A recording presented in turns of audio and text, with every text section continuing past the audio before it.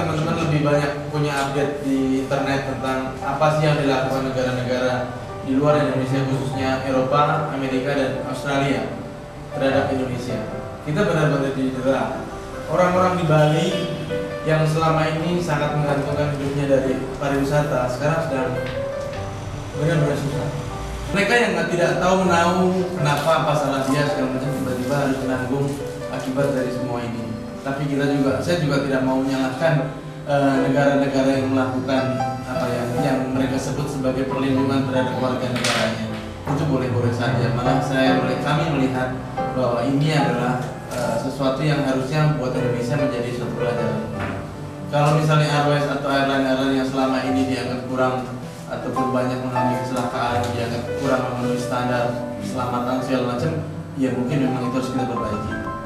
Bukan berarti menutup mata, kemudian kita harus antipati nasionalisme yang buta. Pokoknya semua tindakan yang dilakukan oleh negara lain sebagai salah, kita juga nggak mau seperti itu.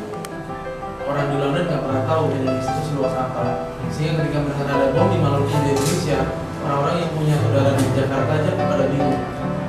Karena kita tahu sendiri Jakarta dan Ambon itu berapa ribu kilometer. Terus kemudian kita melihat bahwa kita tidak ingin meng-counter tentang kedangerousan kita. Kita dangerous ya mau tidak mau lah. Bahwa kemudian nanti secara keamanan kita perbaiki itu harus. Cuma kita jangan berhenti. Akhirnya kita coba melakukan dengan dangerous activity. Ada dua hal ya. Mengenai masalah perbaikan pelayanan, perbaikan keselamatan segala macam, mungkin dengan adanya ban ini, ya, dengan adanya larangan segala macam ini, mungkin akan membukakan mata mereka lebih lebar lagi. Mereka nggak bisa bercanda lagi. Saya juga nggak tahu persisnya di mana. Ada yang bilang bahwa ini karena korupsi, karena satu maintenance yang harusnya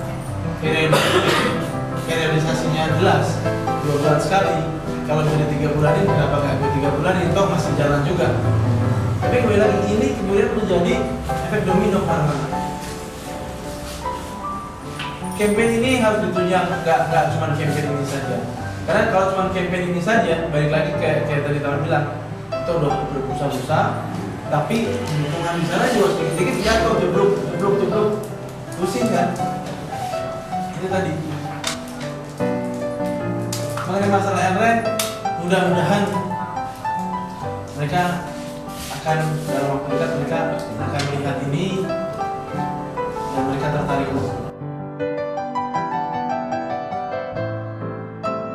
Begitu juga akan menjadi satu pemacu buat teman-teman di dalam negeri. Kalau teman di luar sudah melakukan sesuatu, apa yang kita lakukan di sini di Indonesia? Itu sesederhana itu pokoknya. Teman-teman adalah ujung tombak Indonesia di sini yang bisa menjadi duta-duta untuk menyatakan bahwa we are di Indonesia, we are dangerous people. Bahwa mereka bertugas untuk memperbaiki keamanan, untuk memperbaiki sistem penerbangan dengan standar yang baik segala macam, itu harus.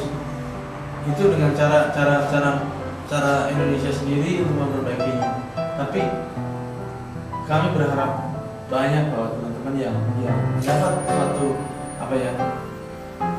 kelebihan, suatu hal yang mungkin tidak semua teman-teman bisa dapatkan untuk belajar di luar negeri, itu juga bisa melakukan sesuatu diplomasi dengan berbagai masalah. Kita sudah pernah mengirimkan beberapa materi ini ke Menteri Budaya dan Pariwisata. Jawabannya adalah bagus, silahkan teruskan. Ya. Terus kemudian aku sempat ketemu waktu ulang tahunnya Jakarta Post dengan Pak Hasan Garida. Dengan pembahasan kita punya campaign seperti ini untuk pariwisata Indonesia. That's good, go ahead. Saya harus teruskan. Karena apa?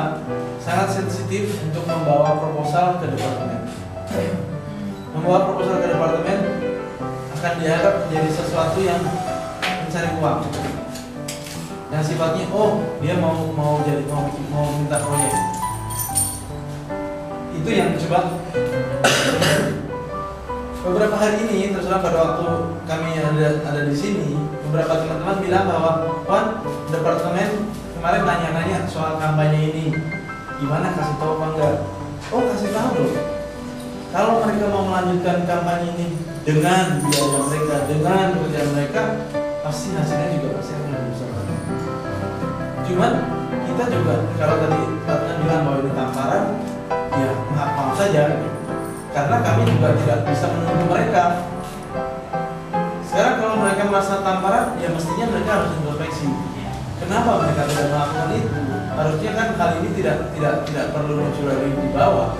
Mereka punya satu kekuatan, mereka punya satu komando yang bisa dijalankan oleh semua provinsi untuk memperbaiki. Ironisnya di Indonesia adalah dengan adanya desentralisasi seperti sekarang ini, itu setiap departemen, setiap daerah punya campaign sendiri-sendiri. Jogja punya pesona Asia. Terus kemudian Semarang punya pesona Asia yang sesungguhnya. Serius, lo bisa cek Semarang. Bisa bayangkan bagaimana orang itu bisa masuk ke Semarang, kalau masuk ke Indonesia aja takut. Kenapa nggak mereka? Tapi kembali lagi itu tadi lagi komando ataupun link dengan departemen dengan daerah tingkat 1 dan 2 yang sekarang terputus ini membuat mereka masing-masing merasa boleh untuk bikin kampanye masing-masing. Hasilnya apa? Uang yang keluar pasti banyak, tapi sinkron itu enggak.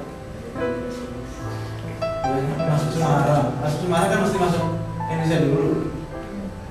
Hari ini baru dengar tadi ada saudara bilang bahwa sekarang bukan hanya pesawat Indonesia yang dilarang masuk Eropa, tapi asuransi Eropa juga tidak mau mengcover semua perjalanan yang dilakukan dengan pesawat-pesawat Indonesia. Dan 90% pariwisata wisatawan Eropa yang mau masuk Indonesia cancel. Karena mau naik apa mereka? Dari Jakarta mau ke Bali. Saya bayangkan kalau yang biasa bisa naik pesawat, tiba-tiba sekarang naik kereta, mau ke Salatiga, ya makanya, kan? Belum kalau hasilnya mati, belum nanti turun Banyuwangi, nyebrang lagi naik ferry, nunggu antri truk, selesai persoalan. Masalahnya karena keselamatan airline itu karena apa, Mas? Kalau alasan dari sini adalah itu. Sama resiko tinggi. Alasan airline. Jadi Uni Eropa mengatakan bahwa maskapai penerbangan Indonesia baik Garuda, kalau Garuda aja udah enggak, berarti yang lain-lain di bawahnya kan, itu tidak memenuhi standar penerbangan.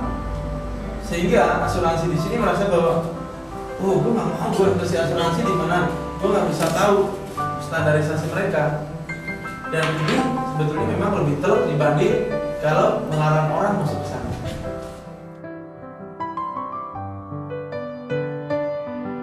Kemudian kenapa kita kasih judul bertindak? Ya memang sudah saatnya untuk kita melakukan sesuatu.